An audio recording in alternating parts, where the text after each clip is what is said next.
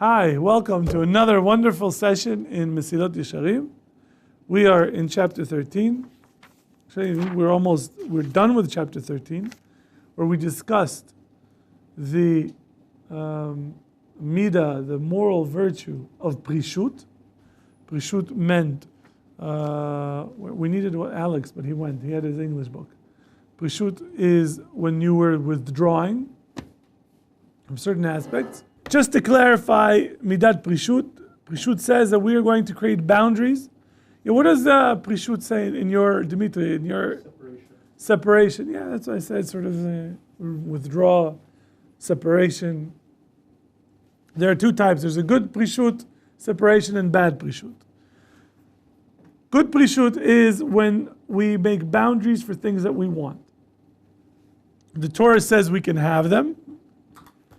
And so comes the Ramchal, based on all sorts of Gemaras and rabbinical statements, Chazal, and says that although these things are allowed, we should have boundaries, right? So the example that he gives that is very clear, that I think the Ramban brings this, lots of people bring this example, is having relations with your wife. So technically, as long as there's no issue of tahara, of nida, you can be every day, right? But there's the Gemara says a husband should not be like a rooster with his wife every day. It's not good. Create a boundary. Even you say, wait a minute, we have 2 weeks this week that. The point is that you create boundaries in places where you are. The Torah is matir you. That the Torah says you could do it. Since the Torah says you could do it, you should create a boundary within that system. Okay, same thing with drinking wine. Can you drink kosher wine? Yeah, but you should have a boundary that I'm not going to drink every night. And if you bought a bottle of wine every night and drank it, is there an issue? Probably there's an issue.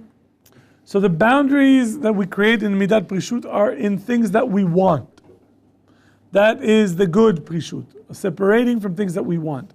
The bad Prishut is separation in things that we need. That is separating and limiting our sleep, limiting the foods by starving ourselves or fasting. Those sort of things that he says, these are bad. We should not do it. So that is really the difference between good prishut and bad prishut. And he says here, as David mentioned, that the midah of prishut, the moral value of prishut, the characteristic is something that is not for everybody. If you want to go beyond the level of a tzaddik is a person who perfected zihirut, zrizut, and nikiyut. If you want to go higher than a tzaddik, then prishut comes next. So he says to us, there are 3 parts in chapter 14. He tells us there are 3 parts to prishut. 3 areas where we should exercise separation. There is prishut in enjoyment. There's prishut bedinim, halachas, and there's prishut in minhagim, in minhag, customs that we take on. And he says each one is a little different. Prishut, separation with regard to pleasures, anha, is what we discussed in the previous chapter. Okay? So he talked about limiting that we need to eat, that's important, but limit the hana'ah that we have in the food. You don't need to eat a shawarma every day. So whatever that gives us pleasures from our senses, food, sex, and what we wear, going on trips, listening, smelling, tasting, all the senses, all the things that we get pleasure from our senses, we should find ways to create boundaries. You don't need to have 4 gallons of ice cream, just a pint. Right? 2 scoops. You should wear and dress nicely, but you don't have to dress with all silk. Right? You should have boundaries.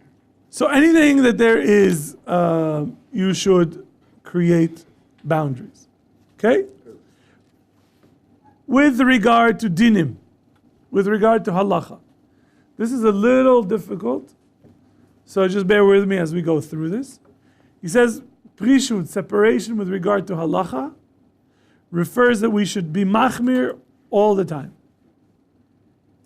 If you have the position of a lenient position and a stringent position, you should always take the stringent position.